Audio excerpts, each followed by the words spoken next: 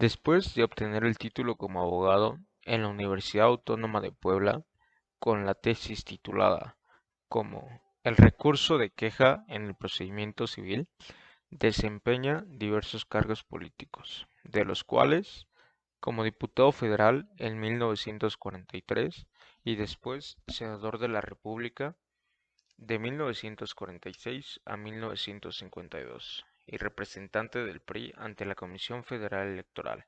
En el mismo año de 1952 ocupa la dirección jurídica de la Secretaría de Gobernación. En 1953 es nombrado oficial mayor de la misma y al tomar posesión el presidente López Mateos se encarga de la titularidad de esa secretaría hasta el 17 de noviembre de 1953, cuando rinde protesta como candidato presidencial por el Partido Revolucionario Institucional con la Constitución como guía, sin admitir retrocesos ni claudicaciones, porque en México existen todas las libertades menos una, libertad para acabar con todas las libertades.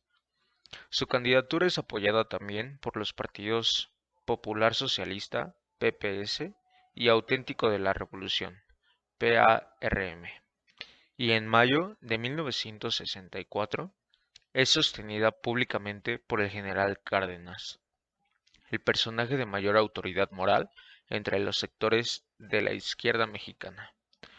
Los hombres de la revolución, señor licenciado, deseamos que usted logre realizar su programa social que el pueblo ha conocido por usted mismo.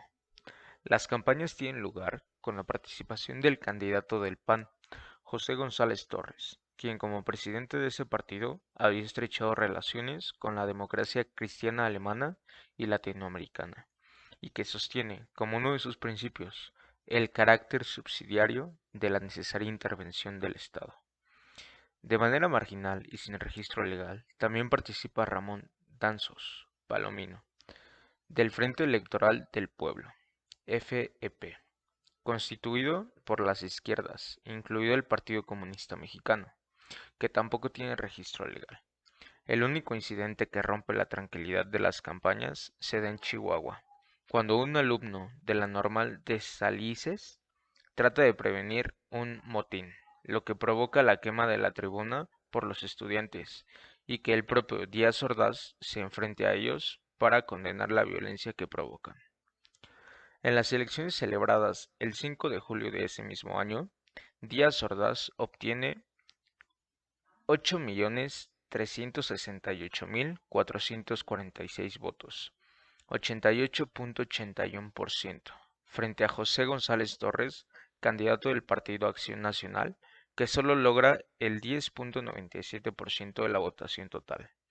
El Partido Popular Socialista y el Partido Auténtico de la Revolución tienen 62.368 y 43.686 votos respectivamente.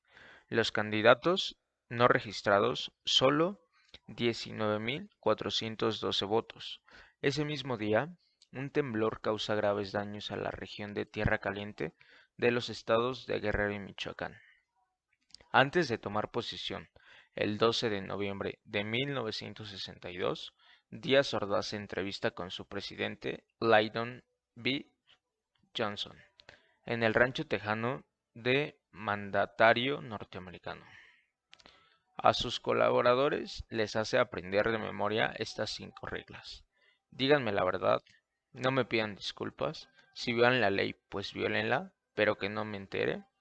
Cuidado con lo que me informen, no cambiaré el gabinete, no se cambia a caballo a mitad del río. Díaz Ordaz asume la presidencia de la República el 1 de diciembre de 1966, en una época caracterizada el ámbito internacional por el endurecimiento de la política latinoamericana de los Estados Unidos, tras el triunfo de la Revolución Socialista Cubana y la extensión de América Latina en la guerrilla de liberación nacional, apoyada por el bloque soviético y el gobierno revolucionario cubano.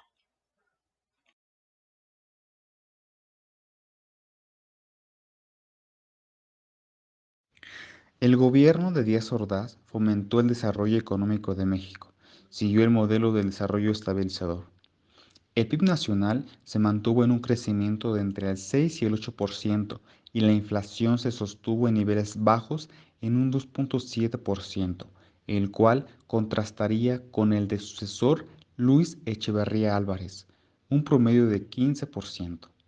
Pese a dicho crecimiento económico, la desigualdad ingresó entre las clases sociales del país y los entornos urbano y rural, así como los niveles de desempleo, no se contuvieron. En 1967 se firmó la capital de la República, bajo su auspicio el determinado Tratado de Tlatelolco, del cual habría de surgir el organismo para la prohibición de armas nucleares de América Latina. Durante su mandato ordenó represión a los movimientos sociales, especialmente a las protestas estudiantiles como el movimiento de 1968, un movimiento muy marcado en México y durante el mundo. La Fiscalía Mexicana determinó en una investigación posterior que desde el gobierno de Díaz Ordaz se realizaron detenciones ilegales, maltratos, torturas, persecuciones, desapariciones forzadas, espionaje, criminalización, homicidios y ejecuciones extrajudiciales con el fin de extinguir al movimiento social presente en la Ciudad de México y algunos de los estados de la República. Aunque décadas después sabría que esto era falso. Díaz Ordaz basó sus acciones en la hipótesis de la conexión entre el movimiento estudiantil y el comunismo internacional, y que desde dicho sector se buscaría la realización de actos de sabotaje a los Juegos Olímpicos. Díaz dio en la información falsa de la Embajada de los Estados Unidos en México y la Agencia Central de Inteligencia de ese país, del cual era informante. Según esta versión apócrifa, el movimiento derivaría en una revolución de ideología comunista que sería apoyada por la Unión Soviética, Cuba y China.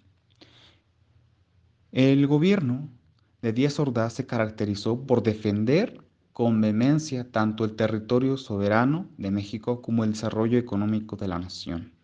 Uno de los ejemplos más claros de esta visión de Díaz Ordaz es que siempre optó por favorecer los beneficios que recibiría la nación entre las condiciones favorables para los inversionistas extranjeros, especialmente de Estados Unidos. En este contexto, Díaz Ordaz también estableció que la Banca de México debía ser administrada por naciones mexicanos, no por representantes extranjeros, pues consideraba que la banca era una de las instituciones más relevantes e influyentes de México. La industria petroquímica de México siguió el mismo camino, pues el gobierno de Díaz Ordaz determinó que solo el Estado mexicano debía ser el encargado de explotar y desarrollar esta industria.